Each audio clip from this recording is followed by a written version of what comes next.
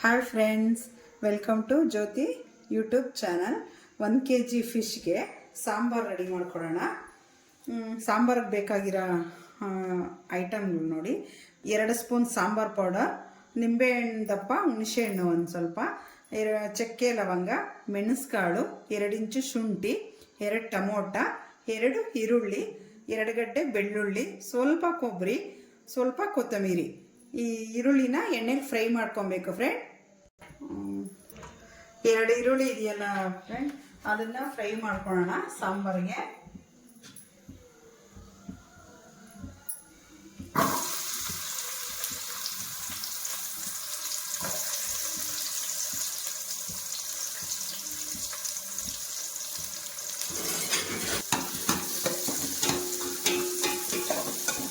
ಹಸಿ ಸ್ಮೆಲ್ ಹೋಗೋವರೆಗೂ ಸ್ವಲ್ಪ ಫ್ರೈ ಮಾಡ್ಕೊಳ್ಳೋಣ. ಈರುಳ್ಳಿ ಸಾಂಬಾರಿಗೆ ಟೇಸ್ಟ್ ಚೆನ್ನಾಗಿರುತ್ತೆ. ನೋಡಿ ಫ್ರೆಂಡ್, ಮಸಾಲೆಗೆ ರೆಡಿ ಮಾಡ್ಕೊಳ್ಳೋಣ. 2 ಟೊಮೊಟ ಆಯಿತಾ, ಸ್ವಲ್ಪ ಬೆಳ್ಳುಳ್ಳಿ, ಕೊಬ್ಬರಿ ಸ್ವಲ್ಪ, ಚಕ್ಕೆ ಲವಂಗ, ಹುಣಸೆಹಣ್ಣು ನಿಂಬೆಹಣ್ಣು ದಪ್ಪ ಹೇಳಿದ್ನಲ್ವ, ಶುಂಠಿ,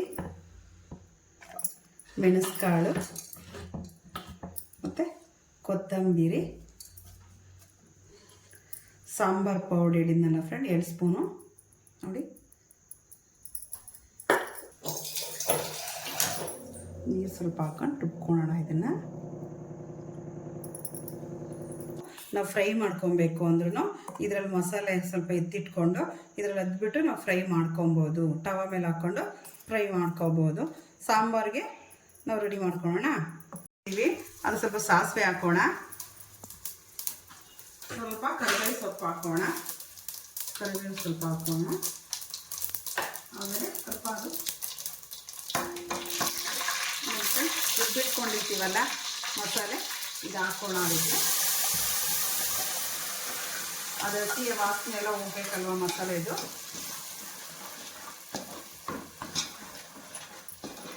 ನೋಡಿ ಈ ಥರ.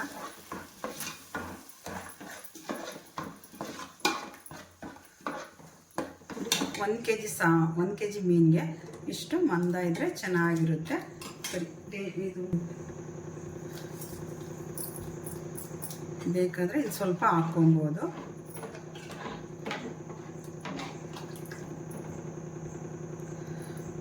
ಒಂದು 10 ನಿಮಿಷ ಚೆನ್ನಾಗಿ ಕುದಿಸ್ಕೊಳ್ಳೋಣ. ಇಷ್ಟು ಮಂದ ಬಂದಿದೆ ಸಾಂಬಾರು, ಸಾಕಿಷ್ಟಿದ್ರೆ.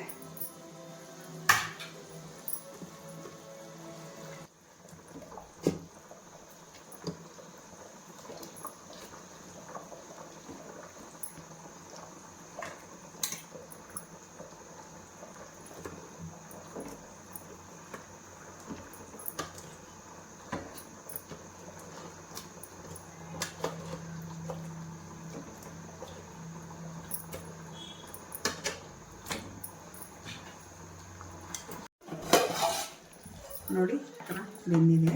5ರಿಂದ 7 ನಿಮಿಷವರೆಗೂ ಬೇಯಿಸ್ಕೊಳ್ಳಿ ಸಾಕು, ಚೆನ್ನಾಗಿ ಬೆಂದಿರುತ್ತೆ. ನೋಡಿ ನೋಡಿ ಚೆನ್ನಾಗಿ ಬೆಂದಿರುತ್ತೆ.